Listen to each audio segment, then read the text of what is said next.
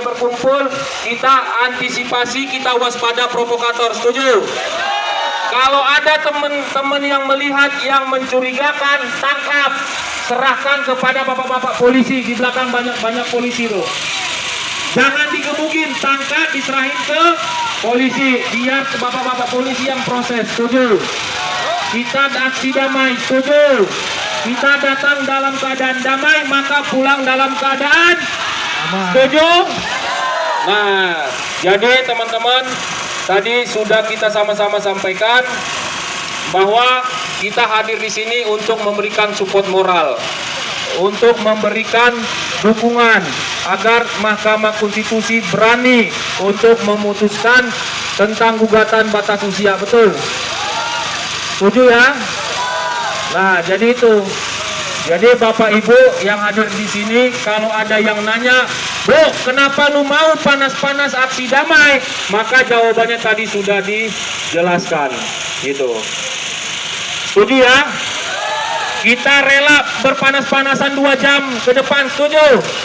Tujuannya untuk apa? Untuk masa depan, Bu.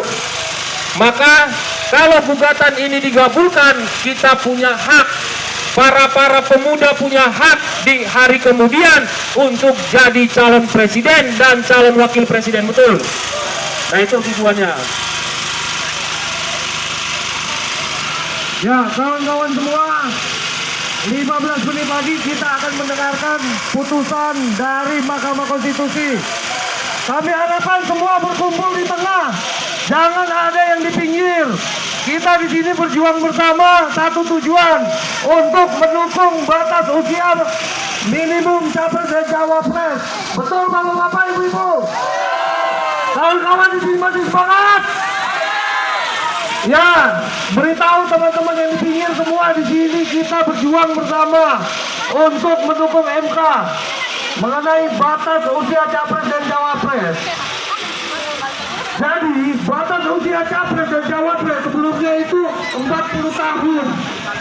Nah, sementara syarat usia untuk syarat pendidikan untuk capres dan cawapres itu SMA. Kalau untuk SMA itu, untuk standar lulusan SMA itu hanya 18 tahun.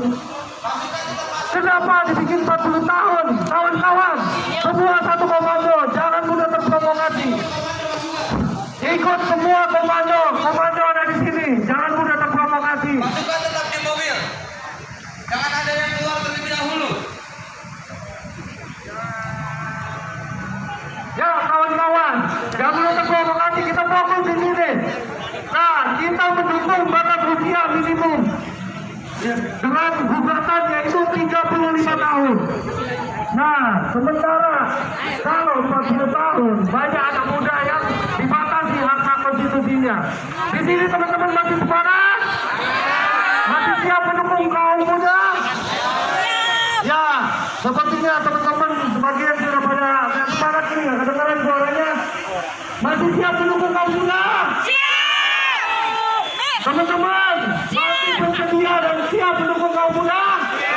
Ya, baik. Jadi kami hadir di sini dengan masyarakat Jakarta Timur yang jumlahnya hampir 1000 lebih ya. Tujuan kami tidak lain tidak bukan untuk mendukung dan memberikan support moral kepada bapak-bapak Majelis Hakim Mahkamah Konstitusi untuk berani mengabulkan gugatan tentang batas usia calon presiden dan wakil presiden ini. Gitu.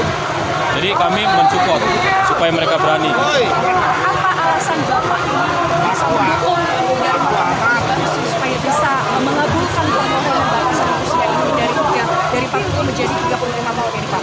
Ya, saya melihat ini adalah suatu sejarah ya kalau dikabulkan, bahwasanya anak-anak muda, para pemuda itu di kemudian hari bisa menjalankan diri sebagai presiden atau wakil presiden. Nah, jadi ini harapan kita. Karena selama ini kalau dengan usia 40 cenderung, mohon maaf ya, banyak anak-anak muda yang sangat minim dapat kesempatan itu. Jadi hari ini kami mendukung itu agar para pemuda di Republik Indonesia ini punya kesempatan hak yang sama terhadap orang-orang khususnya yang senior-senior untuk menjadi calon presiden maupun wakil presiden di masa yang akan datang. Pak, ada banyak tanggapan dari pihak bahwa ini seperti terlihat ada titipan politik di sini. Akan ada cenderung lebih ke arah dinasti politik. Bagaimana Bapak menilai ini? Nah, jadi gini, tadi saya sudah sampaikan, politik dinasti itu tidak tepat. Kenapa? Bagi saya ini kan bukan lawyer juga, saya orang hukum juga. Saya selalu katakan politik dinasti itu bisa diterapkan kalau di sistem kerajaan. Contoh, misalnya orang tuanya raja, bapaknya raja. Ketika mau meninggal, maka tentu dia akan mewariskan tahtanya tersebut kepada anaknya tanpa pemilihan loh. Nah, itu disebut politik dinasti. Artinya yang menjadi raja itu aja, keluarganya itu aja. Nah, kalau di Indonesia tentu berbeda. Saya tahu pro dan kontra. Pendapat para ahli hukum tentu juga berbeda-beda. Tapi yang perlu saya tekankan, di Indonesia politik dinasti itu akan sangat sulit. Kenapa? Karena Indonesia mengenal sistem pemilu, di mana yang menjadi pemilik kedaulatan itu adalah rakyat. Jadi yang menentukan siapa calon presiden, siapa calon wakil presiden itu rakyat, Mbak. Bukan bapaknya atau bukan ibunya, bukan saudaranya, tapi rakyat. Nah, jadi sehingga kalau politik dinasti tidak tepat. Baik, terima kasih Pak. Kemudian hari ini banyak oknum yang kemudian untuk mencederai supremasi hukum. Tetapi hari ini kita yakinkan Mahkamah Konstitusi adalah supremasi hukum yang ditunjukkan pada hari ini adalah betul-betul untuk kemudian membersamai rakyat Republik Indonesia di dalam Undang-Undang 1945 pasal 1 ayat 3 mengatakan bahwa Indonesia adalah negara hukum.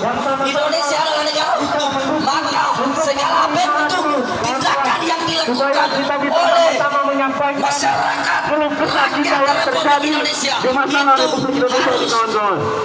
harus sesuai dengan aturan main hukum, kawan-kawan. Kalau kita melihat Mahkamah Konstitusi yang kemudian hari ini memberikan supremasi hukum